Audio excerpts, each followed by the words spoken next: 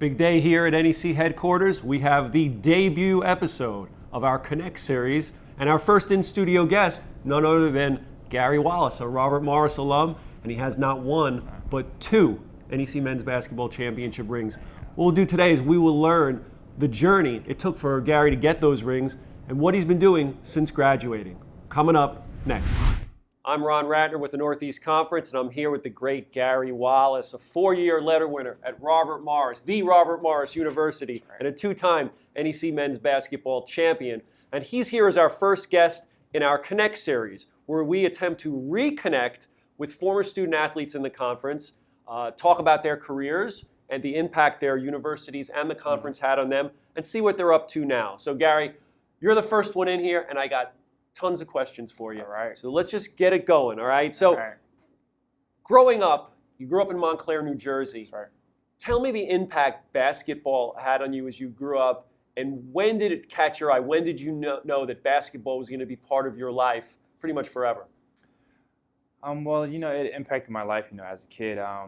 Growing up, you want to be a part of something bigger than just yourself. And I know my mom and dad put me in a PRCA program, and kind of teaches you the ropes of basketball. And I say by the age of about 9, 10, I knew this was going to be something that I wanted to do for a very long time. Didn't know that it would, lead to a scholarship in college and, later on playing professionally. But I knew this was something I loved to do. It wasn't something that my parents had to beg me to do. It was just, I felt this love for the game. So, it impacted me in so many ways in terms of making friends, in terms of learning how to take responsibility for myself. And then just molding me as a person and, reaching out to others and being able to really connect with people, outside of basketball. All right, comes down to college decisions. I know there was a bunch of colleges that you had looked at and were looking at you. Why did you pick Robert Morris? I chose Robert Morris. One, I knew Toole and Mike Rice before I went out, to Robert Morris. It just so happened before Andy Toole left Lafayette, he was recruiting me there.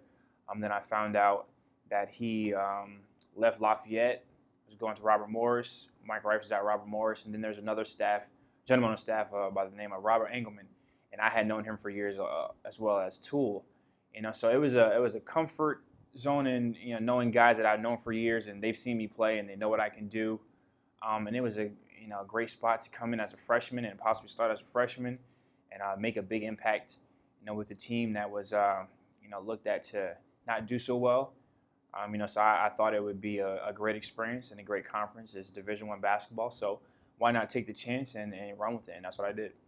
What we're going to do now is we're going to bring out the monitor and we're going to take a look at some highlights from Gary's 4 years at Robert Morris and talk about the championship games, the playoff games, the NCAA games. Then we'll come back and we'll talk about a whole bunch more here on Connect with Gary Wallace.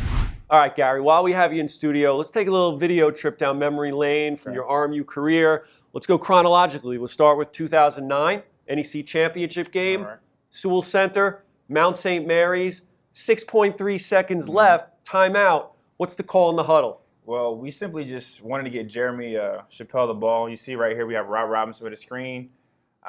Jeremy comes off the screen, loses the ball, but Dallas is in the right place at the right time and hits the winning shot to send us to the NCAA Tournament.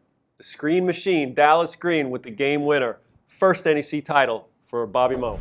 All right, Dallas hits the shot. NCAA Tournament time. Your first trip here, you got Michigan State. Tough draw, right? Tough draw. Yeah, tough draw. They were ranked pretty high in the country that year. I mean, they had, Big Ten Defensive Player of the Year. They had the AP, first team All-American, and Kalen Lucas. So we knew we had a battle on our hands. But with Coach Rice, he realized, we're going to do what we do, stay in the game plan. And we kept the game pretty close, but just their Big Ten size and physicality just kind of wore us down. And unfortunately, we didn't come out with a win. But it's a great experience, though. Let's check one of your clips out, though. Now, this is our infamous rescreen right here. Basically, we just have a ton of screens going on, and the play breaks down. It gives the guards kind of opportunity to kind of get in the lane, and the play broke down. So I just decided, hey, let's had a forward on me there. I had Sutton, so I was like, hey, let's pull up for a jumper, and and nailed it. So our offense was very geared on kind of, spreading the defense, keeping them occupied, and it worked for a while. But, like I said, their physicality was just so overbearing, and, they kind of locked in the last 8 minutes of the game and made it pretty tough on us. So. All right, first time NCAA tournament experience for Gary and Robert Morris. All right, let's fast forward 1 year later, March of 2010. Second chance at an NEC title. This time on the road, had to go east, Hamden, Connecticut. Packed house. You are the underdogs against Quinnipiac. This was a really good Quinnipiac team with Justin Ruddy, James Feldine, James Johnson. Great team. What was the team mindset coming into that game? Just to play Robert Morris basketball. We had prided ourselves, on being, tough defensively. So we knew that we were really going to have to keep them at bay and, not let them get to their sweet spots. And, just do what we do. And, the more we did that, we found that we've had success over the past years. So, that was our mindset. Just play Robert Morris basketball, forget the crowd because, we are the only ones who are going to affect the outcome. All right. So, of course, another dogfight between these two schools comes down to the last shots, the last seconds. Yeah. Let's take a look. Perhaps, no matter what happens after this shot. Second one is up, and Abraham misses both. Rebound taken by Quinnipiac. They're going to What were you feeling at that point when that shot's up in the air? Oh man, when he let it go, I was standing next to him and I was like, this looks too straight. It looks like it was going to go in, but thankfully it missed the basket by about a foot to the right. So I was ecstatic when I saw the ball hit the ground. I didn't even know how to react. I was just so thankful to be back in that position and to get a second chance to dance again. All right, second chance to dance for Robert Morris. 2010 NCAAs, second chance to dance for you. Second chance. This time you have Villanova up in Providence. Mm-hmm. Tell me why your guys were super confident going into that game, even as a number 15 seed. Well, we were super confident. Well, first because it was pretty much a guard-on-guard matchup. So we knew that, hey, it would be a lot easier to defend. We were a team that was known to switch a lot. So it was the perfect situation. And then on top of that, a lot of guys from Philly. We had a lot of guys on our team from Philly and a lot of Jersey guys. I'm from Jersey. So we all played against each other or with each other, growing up in high school. So it was kind of like playing against your boys in the park, just now on a national stage. So in our minds, we weren't afraid at all. We were like, I played against this guy for the last 7-8 years. I know his game. Now we just got to play Robert Morris basketball and, go get a win. And for the majority of the game, we thought Don't spoil it. Don't spoil it. We're going to get to the game. You were lucky to have that week. A student named Nazari DeRoche followed you around, did a documentary called Seventh Chance to Dance. Yeah. It was the 7th NEC title for Robert Morris, and he followed you around. Let's take a look at some of the pregame festivities and getting to know the players once you guys got to Providence. Sounds good. Battle taping. These are my battle socks. See that? Yeah. Only for the court. Cool. Only for the court, baby. Excellent. Nice. Not a practice we wanted for the day of a tournament game. Could have been a lot better.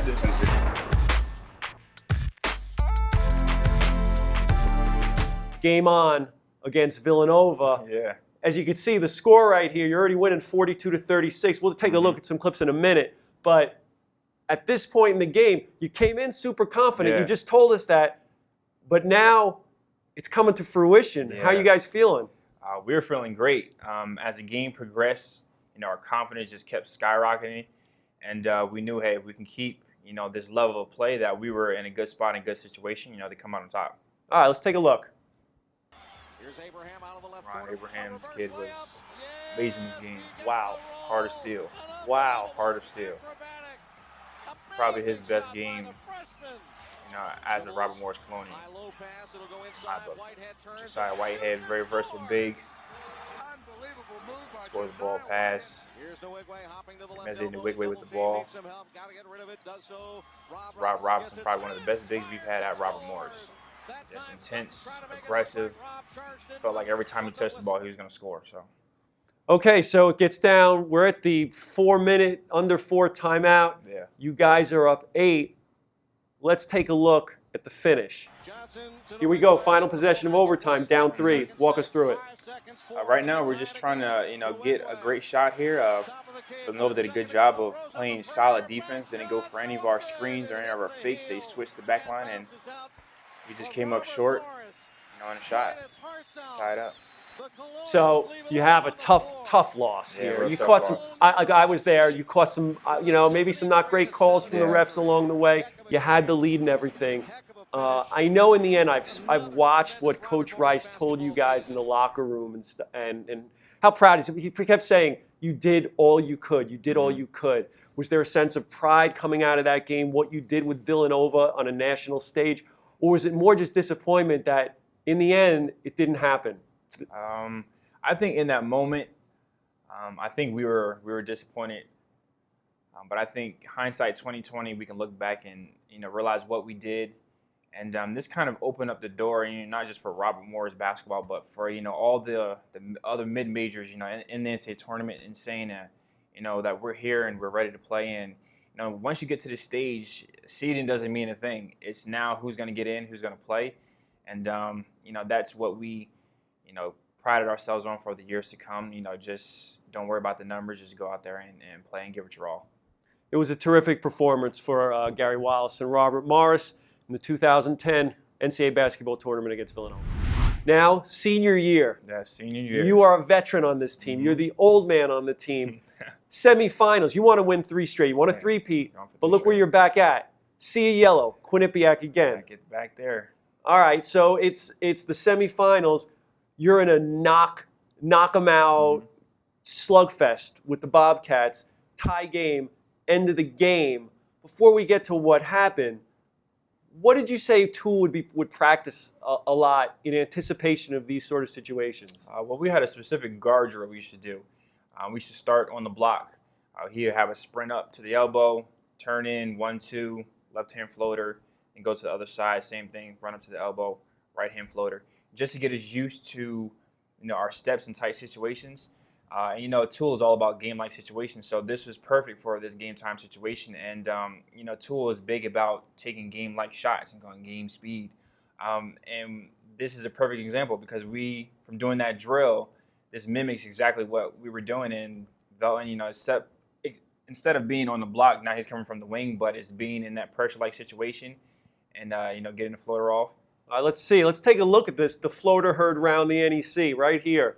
Williams to trigger against Dave Johnson. So what's going on here? So we're inbounding the ball. This is actually the same play we ran, against Mount St. Mary's at the end of the game for Jeremy Chappelle. This time, Velton actually uses the screen, comes off, shoots the floater. And drills just a tough floater. That's just straight heart right there.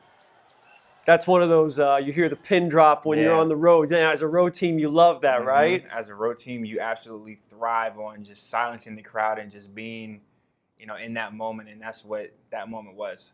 There it goes. Robert Morris headed to the 2011 NEC Championship Game. You vanquished Quinnipiac. Now's the championship. Going for the 3rd one in a row at LIU. 85-82. We're in overtime. This is I've been around forever in this league. This is one of the best championship games I had ever seen. 0.6 seconds left. I see you in the huddle here. Not even a real timeout. There was an official review going on. The ball went out of bounds. You wind up with the ball back. Why don't you walk us through the play call that Coach Toole came up with, and then we'll watch what happened. The play call was really trying to get Russell a shot. We have you'll see as the play goes on, there's 2 screens on the bottom, but it's really just to get them switching because we know they were switching a lot during the game. So we figured we can do a little window dressing, cause some confusion, then we can possibly get an open shot for us, and we certainly did. But, this is up Andy's wheelhouse here, calling up these late game plays, right? He's excellent at late game situations. Something we worked on in practice. So for us to get this play right here was absolutely critical. So you'll see, Russell get a flare screen, I'll screen across, and then kind of loop around. And as I do that, Russell kind of comes off of a flare screen because they're switching, and they get caught there, and we get an excellent look, and we just fall an inch or 2 short. So it's tough watching them storm the floor. but that's the way it goes some days. So. 4 years you played, you go win 2 NEC titles, you go to the postseason NIT. Tough way to end it though, in a game like this, in your final game as a collegiate. Yeah, definitely not the way I planned it ending, but you know what?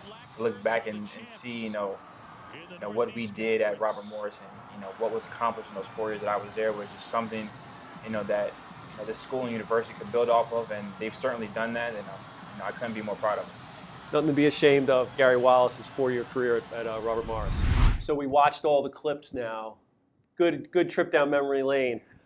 One thing I want to ask you is, how hard is it to win a conference championship? What has to go right? A lot has to. I mean, pretty much everything has to go right. I mean, even just trying to win a conference game, let alone a game in general, is very difficult. I mean, just the preparation that goes into it, from practice, from scouting reports, from the player's perspective as getting rest, just doing everything right, just to get your body and your mind prepared. Just to win one game is extremely difficult. So to win a conference championship and then do it multiple years, a lot has to come together. It has to be, a lot of sacrifice on, the players' part, as well as the coach's part. Them getting to know us getting to know them knowing which buttons to push, which ones not to push. So it's just kind of like not a hit and miss, but kind of by trial and error. And you go through it as the season goes on, and it's not going to be perfect all the time. But I think the key is to recognize what works and what doesn't work. And then whatever works, keep building off that.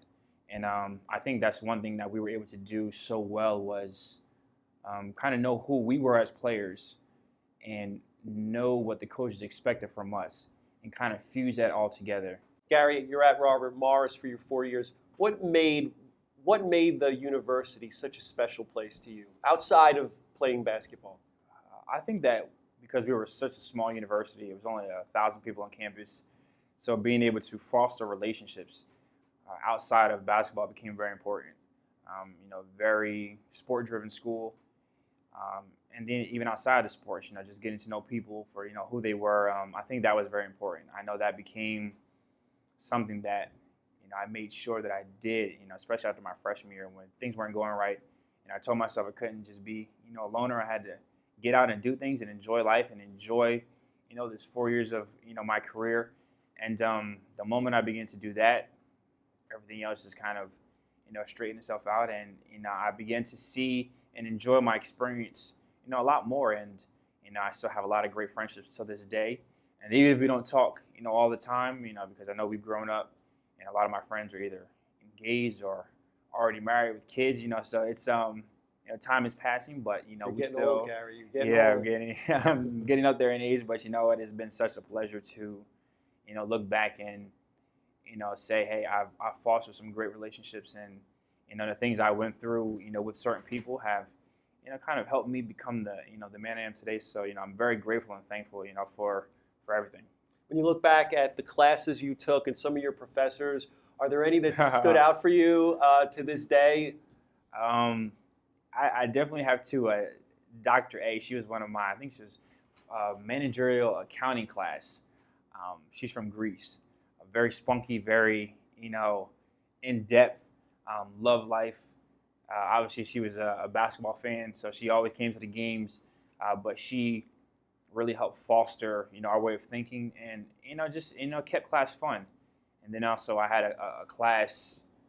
It was our international business class. Probably one of the hardest classes on campus. But the professor I had, she was amazing, and I thank her for what she allowed me and my teammates, because I had a couple of teammates in the class. But she really, allowed us to, I would say, not take our time, but because of our demanding schedule and how, hard the class was, she really worked with us and, made the class very fun. And, we enjoyed ourselves, to the fullest. So I thank her for that. How did you handle those time demands and balance your academic and athletic life? You were a sport management major. Yeah. How did you go about that? It's not easy It's being a Division I student athlete. Not easy at all. Sometimes I sit back now and I still try to figure out how I did it, because it's, you get into such a schedule, and I think that's probably why I was able to do it, because it was just a schedule and I knew this is what I was going to do every day. But my day was from 8 o'clock in the morning till 12 was class. I had about 45 minutes each day to get something to eat, but we had to get to the gym because it was mandatory to be on the floor a half hour before practice to, do things that we normally can't do during the practice. So between 12 and 4 we're in practice and lifting. And then from about 4 to about 5:30 was dinner time. And then from 5:30 to whenever was, time where I got to do my homework or study for exams or whatever group project I had. So to look back and see how I did it, some days it blows my mind. And I understand, some days, some classes you have homework, some days you don't. But what I did, my dad and my mom were very big about this. It was time management. And that became, very pivotal in me being able to have a social life outside of being, a student and an athlete. I think that was another, segment that, kind of helped ease the transition and the process, But, I just surrounded myself with people that had like-minded goals and that were in the same major that I was in, that wasn't looking to, just be there to be there, but really wanted to get their work done, So I tried to surround myself with people, that were, going to study and, want to make me a better person. And, kind of we, push each other, So that was very critical into being able to manage everything with, traveling and being on the road and, all the demands of being a student athlete at the Division I level. It's not easy. One last question about in this area. Let's talk about your president, President DeLomo, when you were there. What role did he play in helping this men's basketball program achieve new heights? Man, he was, I would say, so monumental, because to have a president and to see him come to every game and support and be just as excited as we were about a game was just, it was a breath of fresh air, because I don't know too many universities where the presidents, will come, watch out of practice or would come to the games and even stay after the games and talk to the players and get to know you, not just as a basketball player, but as a person. We even, we had a dinner over his house one day, and, it wasn't so formal. It was kind of relaxed, nice atmosphere, So it was nice to that he knew each of us by name and, knew where we came from and what we did before we got there, So that was a blessing in itself. And, he just helped, get our name and allowed Coach, Rice, or whether it was Rice or Toole, to, do what they did best so that we could succeed, So I give a lot of credit to President DeLomo. He'd also sitting with those Colonial crazies in the student section. You got to be crazy to sit with those guys. Colonial crazies, man. If you can sit in there, then you're in good standings, because those guys were, from start to finish, did not sit down, rowdy, and that's the love you see on campus. And DeLomo, seeing him do that, and kind of got in our heads. Well, if he can come support us, we can get out and support other teams. That's just what. We created such a niche and such a family on campus. It was just unbelievable. He had a family at Robert Morris. When we come back, we're going to talk about the NEC family. Life in the NEC, life on the road with Gary Wallace. We'll talk about his conference experience. Coming back on Connect. Time to talk a little NEC. When you're at Robert Morris and you're at the top of the league, everybody wants to take down the top dog, right? So there are some rivals. I'm going to mention a couple schools here. I want your first thoughts to come to your head. Be nice here. Let's start off. It all started with Mount St. Mary's. Jeremy Good, Kelly Beidler. These guys were tremendous players, but there was some frosty moments between the two schools. Yeah, there were some frosty moments. But you know what? That's what made it so nice. Was that you knew that you were going to be in a dogfight each night, and that it was really going to come down to who wanted it more and who was going to prepare the right way and who was going to put in the time and extra effort, to know the other players' tendencies, and we found that out during our scouting reports. Our coaches used to quiz us on our scouting reports, and if we got it wrong, we do push-ups or, we run sprints in practice, but that's just the type of dedication you needed, to be successful. and that way worked, and we found that it worked. So when we played teams like Mount St. Mary's and the other schools, it was, oh man, it was nice when you won, because it's like I put all that energy into knowing their plays, knowing what certain situations guys like to do. So when you came out and you saw that you had outscored them, and the final was say 76-72, Robert Morris, you were like, yes, this is like mission accomplished for that. That 40 minutes, now on to the next. So and it just made those games just that much more fun to play in. Yeah, that was a great rivalry. There was a time where it seemed where Mount and Robert Morris played almost every year in the playoffs. So great stuff. So the next, you moved on after Mount St. Mary's, came Quinnipiac. Yeah. Because Quinnipiac, they were the top dog. Yeah. Like they had some, once again, Justin Ruddy, James Johnson, James Felding, great players. You wound up taking them on in the playoffs 1, 2, 3 straight years. And you knocked them off all 3 years. Yeah, so what was that like? Man, that was like a chip off our shoulder, because we knew, every regular season, our games were like hit and miss with them. We do well one game or we lose one game to them, and we were always the underdog, and we just, even when we weren't the top dog, we were always looked at as, hey, as Robert Morris, we have to win. Like whatever it takes, we're gonna win. So for teams having that mindset against us, having to beat them, 3 straight times was, it was a feat in itself. And just the confidence that gave not only those guys from those particular seasons, but to see, hey, that this has to carry on, as these guys move on, something, for the next, wave of players, to understand that, you win one game, but just take what you can get from this game, because it's going to come again and present itself in the next. So we learned how to build off of it. But you know what, I thoroughly enjoyed playing those guys, and as much as I hate to see them lose, somebody has to win, and thankfully we were on the winning side of it. So yeah, I really enjoyed those battles. Well, we saw the clips before. Yeah. They were intense battles. The Velton floater is part of the history of this league. When you say that, people know what you're talking about for NEC fans. So it all ended, one more team. It all ended with you, with LIU. I know it ended with a loss, but that kick-started yet another rivalry for Robert Morris. And I know you told me there was a guy on LIU that you feared. You feared him a little bit. Wallace. That Jamal guy. Wallace. He's just, oh man, you knew every game, no matter if they were in last place, which they never were, or in first place, that you were getting his 150%. You weren't getting anything less from that kid. And we knew, along with other guys, like Hicks and Garner, and you knew you were going to get, their best shot every possession, every game. So come, that championship game, and that we go into overtime, and unfortunately, my career ended that night. But just to see, the love of the game between competitors was just unbelievable, because every guy was putting, giving their 100% and giving their all, because we both wanted to win. Both teams wanted to win, but just seeing that kid is just, it goes to show you that you can't measure heart. You either have it or you don't. It's not something you can just give somebody. You either have the heart or you don't. And to see, his love and heart for the game, inspires me, and I'm sure it inspired his teammates, inspired his coaches, and probably inspired, teams that he played against.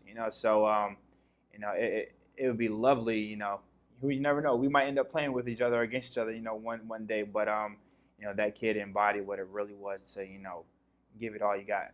Are there any players that you played against in the NEC that you've bumped into later on in your life since then?